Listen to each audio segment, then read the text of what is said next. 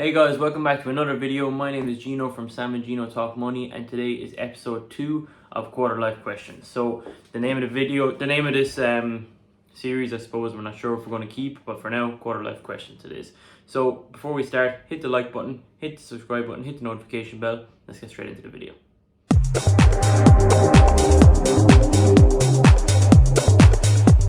Okay guys, so this is episode 2 of Quarter Life Questions. The last episode did relatively well. I was pretty happy with it. Views wise it did okay, but actually feedback wise it did great. A lot better than most of our videos have done, to be honest. Loads of people messaging me, contacting me and talking to me about it. Some of my points annoyed people, and what I figured I need to do is I probably need to go into a little bit more detail into what I'm talking about, because sometimes I'm saying things, obviously I'm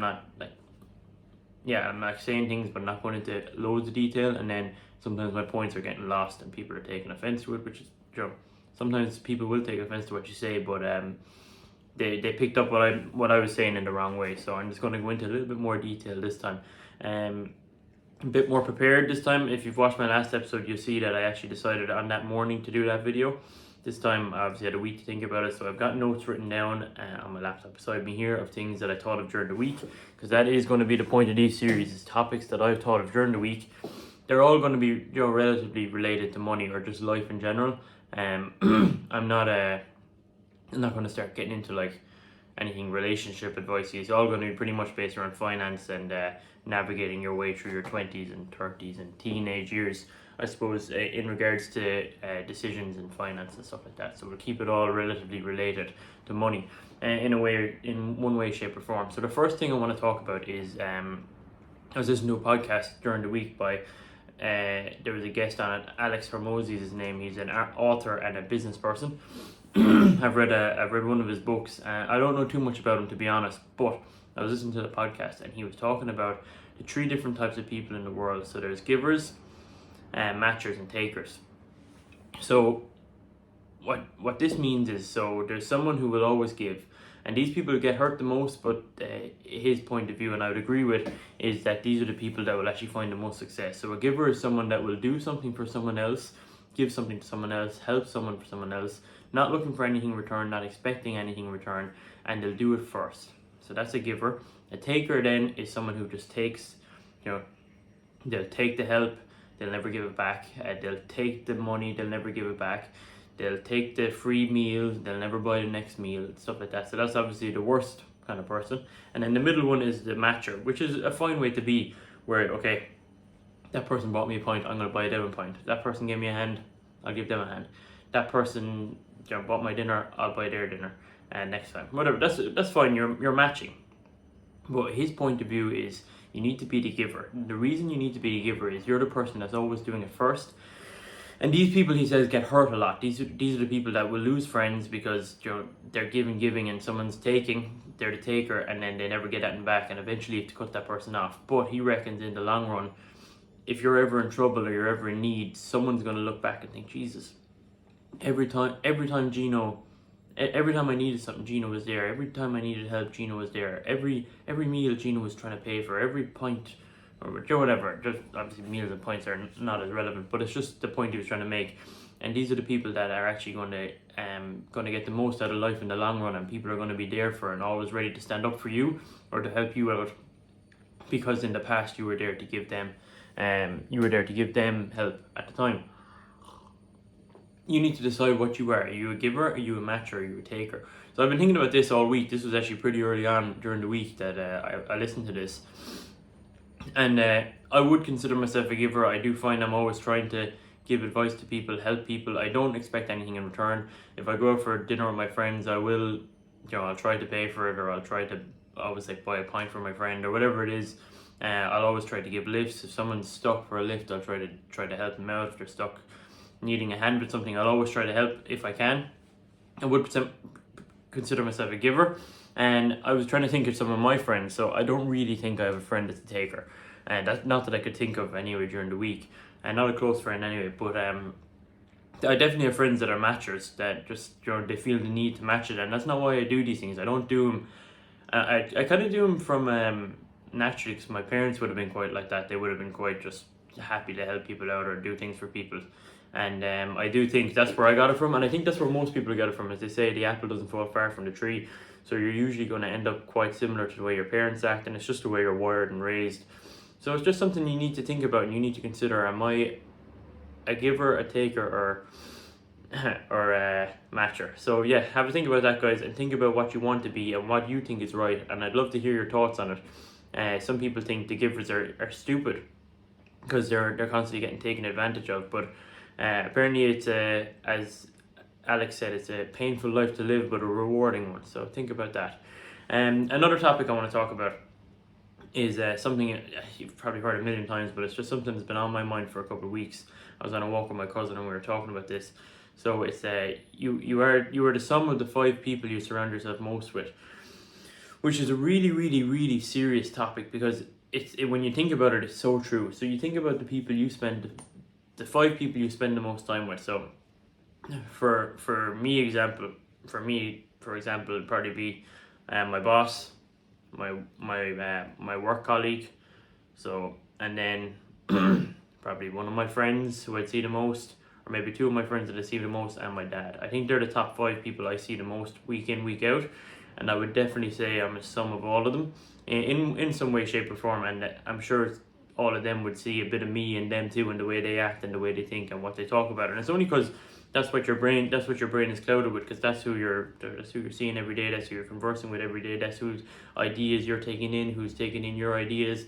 You'll find start to get a lot in common because you're doing the same things and you're meeting all the time and stuff like that. So this is a really important thing, because if you're not considering this and you're spending your time with people who are lazy, people who don't share the same values as you, people who you don't really agree with what they're doing, but you like them, they're nice guys or nice girls and you like to spend time with them, but you want to go to the gym and they want to stay at home, and this is really, really important if you're in a relationship.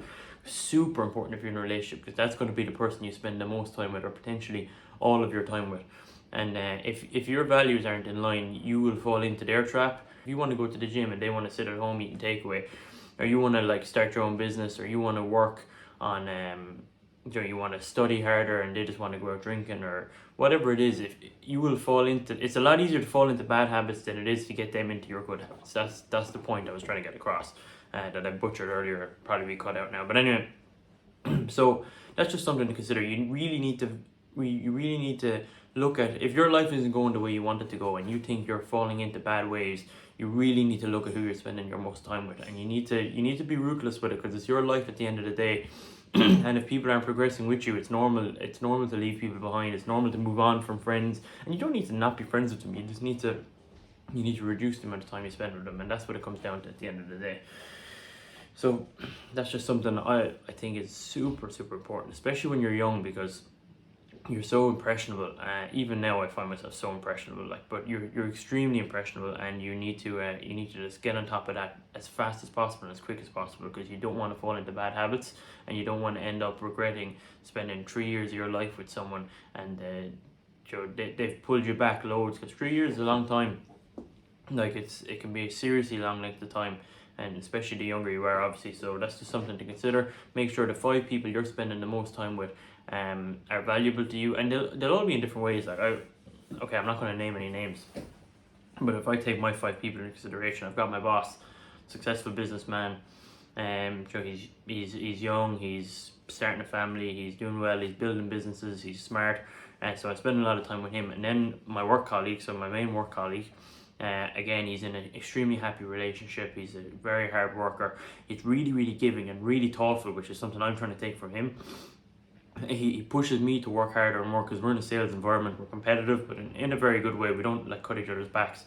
But the one thing I've learned from him is he's extremely thoughtful. So that's something you need to be. And then I've got, let's say, my one friend that I think I spend probably the most time with. Extremely hardworking, motivated to work, very placid and cool. Just kind of, doesn't get too excited about anything. Doesn't get too overwhelmed with anything. Real calm. And then 1, 2, 3. What else did I say? I can't even remember. Anyway, and then my dad. So my dad is obviously an older guy. He's really old if you're watching this, but anyway, yeah, he's a successful businessman as well, and he's always giving me advice or asking me things, and he'll question everything I say and ask me why I'm doing things, and he'll take the piss out of me all the time. But if I could just become a combination of all them people, which I'm trying to be, like, fuck, that's great. Like, you've become someone really, really, really successful then in my eyes. So that's definitely a way I'd like to, I'd like to move forward. So I'm quite happy with the 5 people. Who is the 5th person? I'll have to watch. Sorry if I forgot you, but I'm gonna that's gonna annoy me. Anyway, whatever. I'm kind of buzzed up on coffee at the moment, so my head's going 90. But yeah, anyway, so I'm quite happy with the people I've surrounded myself with at the moment, and I think if I could become a combination of all of them, I'd be doing really, really well. That's it. Something else that's been coming up this week a lot, just coincidentally actually. I've had 3 different people approach me that are starting new businesses. This is great, and guys, if any of you are watching this, like, please just do it. Even if it doesn't work out, just do it. Again, look, I'm not going to name names. Some of these people, I'll probably get on the podcast in a while. But yeah, I've had 3 people come to me.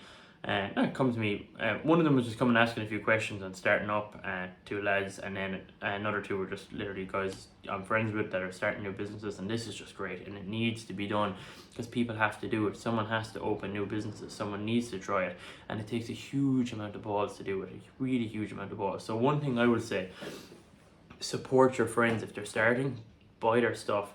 Don't be asking for discounts, don't be trying to get free stuff because they're starting. It's so difficult starting a company. It takes a lot of guts.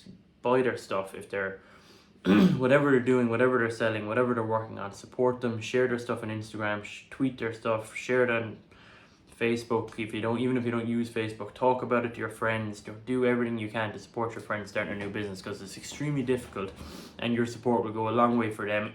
And again, it's kind of like being a bit of a giver. Just give your support. It costs nothing to share stuff on Instagram and Facebook.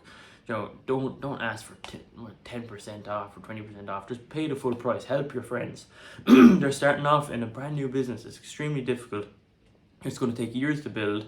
They're taking on a huge undertaking. So support them and be there for them and help them out as much as you can. So that's just something I think, like, it meant a lot to us when me and Sam started with Caffe Pompeii.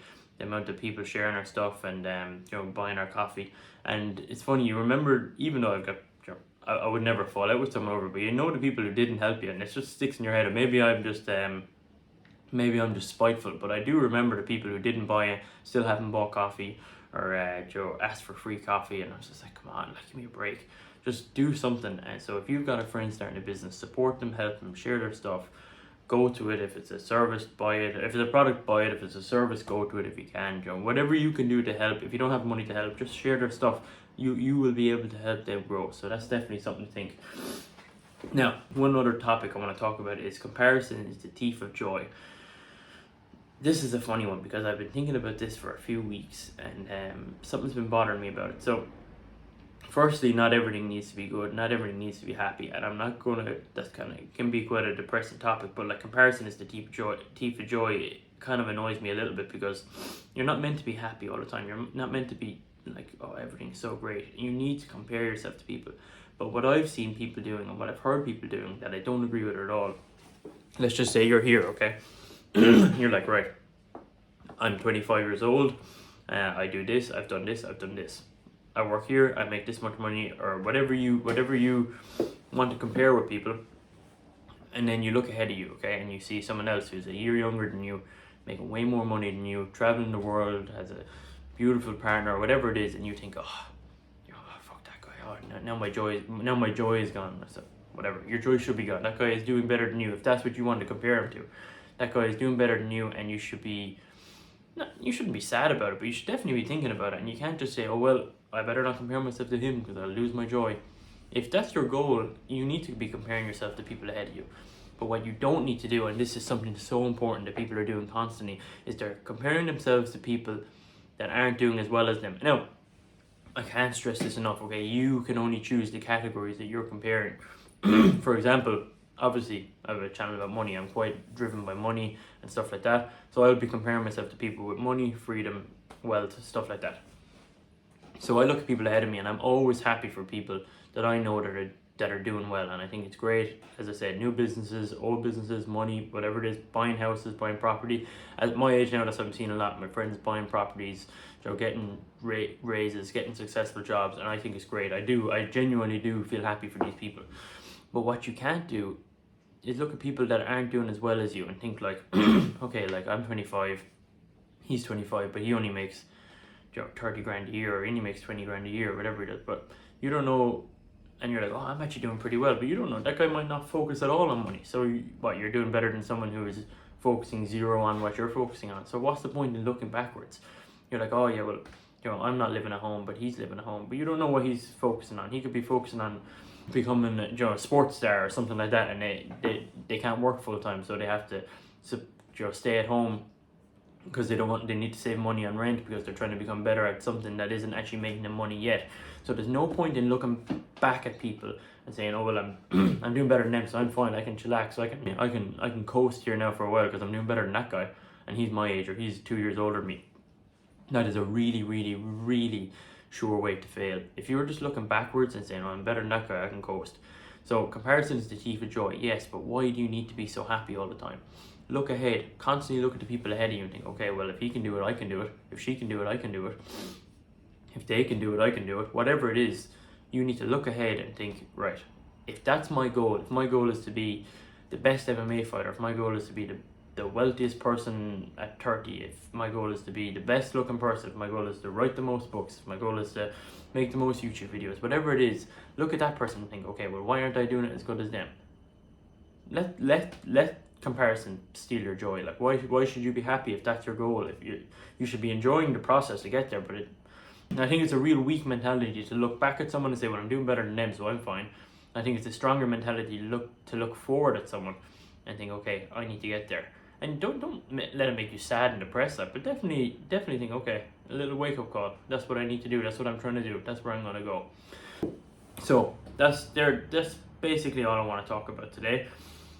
Really look at your circle. Look at who you're spending your time with, and figure out if you mush them all together, does that make you? Probably. Are you happy with who that person is? I hope so. If not, how are you going to change it? The other one, if you're starting a business or your friend is starting a business, help them, support them. If you're starting a business, well done, fair play to you.